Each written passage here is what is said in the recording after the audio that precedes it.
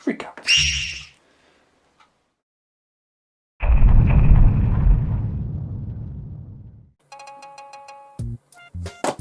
Oh hey, new game. I have not played it. I have not. What the hell? Oh, hey Simon. Rob, is that you? No, Rob, no, I need your help, okay? Look, I'm trapped in this game. I don't know what's going on. I'm trapped in this game. Oh, have you tried, like, reviewing it? Do you think reviewing it would help? Oh wait, I know what will help. I'll code you a background.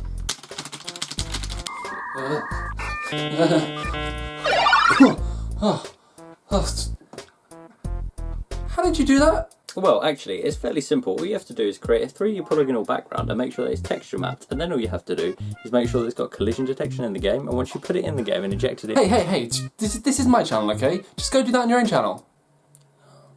FreakOut, better known as Linda in Japan and Stretch Panic in North America. Stretch Panic is a platform adventure released in 2001 for the PS2, and I emphasise platform for a reason that will become apparent in just a few moments.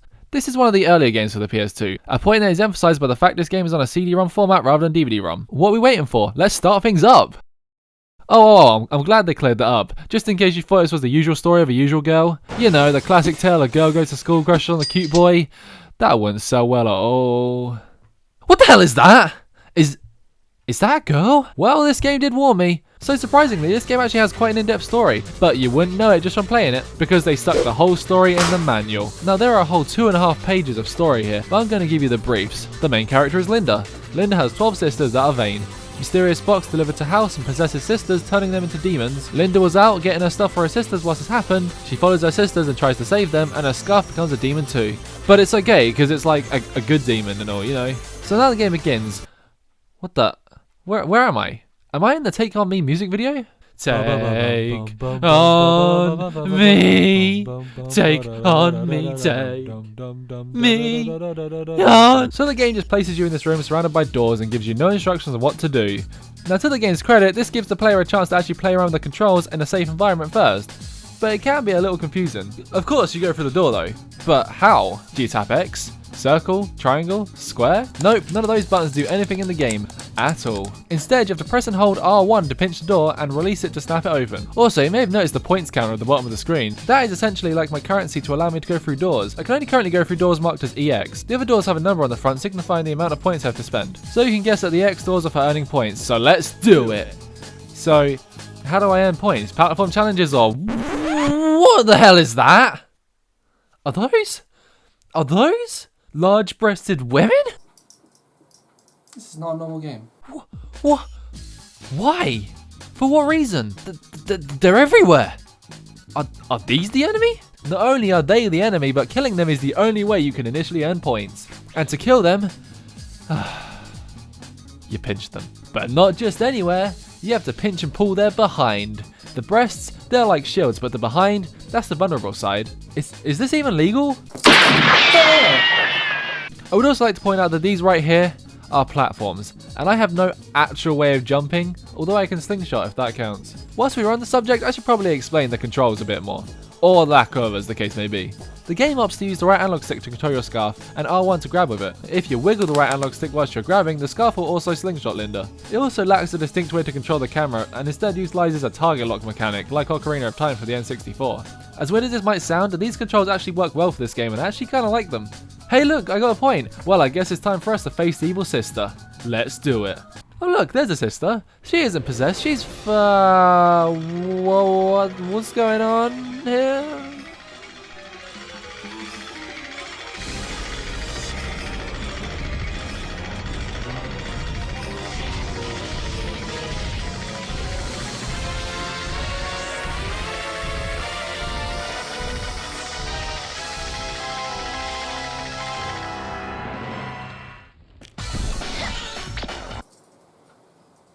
Okay. I did not see that coming. I don't think anybody could see that coming. Time to defeat this thing. But how do we do that? How else? We pinch them with our creepy scarf. The damage meter in this game is an interesting mechanic. You have 3 damage attacks. Blue for low damage, yellow for medium damage, and red for high damage. Sounds pretty simple, right? Well, low damage is pinching and medium is slingshotting. So what could large damage be? To do large damage, you have to figure it out. I mean, you have to figure out everything in this game, but it's completely unique to every boss. The game even goes an extra mile and awards you an extra point every time you land a red damage. It gives you a reason to really explore the monster you're fighting, and you can really learn what is and isn't possible, and after a while you can easily figure out these different methods of killing the bosses. I just killed my sister. I mean, she full on exploded. Oh, talk about sibling rivalry. Time to move on to the next door, I guess. What? Another boss? Is this game just a boss battle after boss battle? Open door, beat boss, leave, rinse and repeat. Actually, it is, and with 12 sisters, you can guess how many bosses there are going to be to defeat. Did you guess? It's 12. To the game's credit, the gameplay still manages to be varied despite only really being boss battle after boss battle. Each boss is completely different from the last, and whilst there are a couple that do look similar, they do not work similar at all. Not only that, but each of the bosses have their own realm, and they all look pretty unique, with some of the stages playing as much as a part as the bosses themselves. Some, of course, are just rooms, but the look of these levels along with the music really helps give you that feel for the character. The more I play this game, the more I actually like it. You know, except for that bit. I beat it! I defeated all 12 sisters, right? Game over. Why am I still in the room? I beat the game. I don't understand. Well, I never actually saved the sisters. I just kinda killed them. So how do I save my sisters? I actually forgot about 1 attack damage. Green. What an ugly color. Green comes from using the Scarf Bomb attack, which costs 5 points. Wait. 5 points? I'm gonna have to kill more of them. But now I've got my 5 points, I can do the attack. Now this is kind of the tricky part, as it will cost you every time you use this attack, so you have to make sure you get it right, or else you're going to waste 5 points and have to kill more. No, stop! Once you initiate the attack, 2 more Scarf Hands will come out of somewhere, and they'll begin attacking the monster sister. Somehow? You know, it just dawned on me, I'm not even too sure what's going on right now. And if you do it right, a little demon will pop out. Oh, so cute. And then you finish the boss just like normal and you save your sister. Do this to all 12 sisters and then every door will disappear except one, which will take you to the credits. Is that it? You know, overall, I would say FreakOut is actually a pretty good game. Honestly, I would actually recommend this game. It's honestly really good. This game stood for a time when developers were allowed to take big chances and release these weird niche games on disc on the platform with no questions. It's certainly not something you'd see now unless an indie developer made it, and who knows how much attention this game would have got initially if it was an indie game.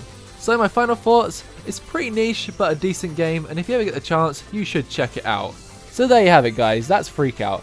Now, it's time for me to leave the game.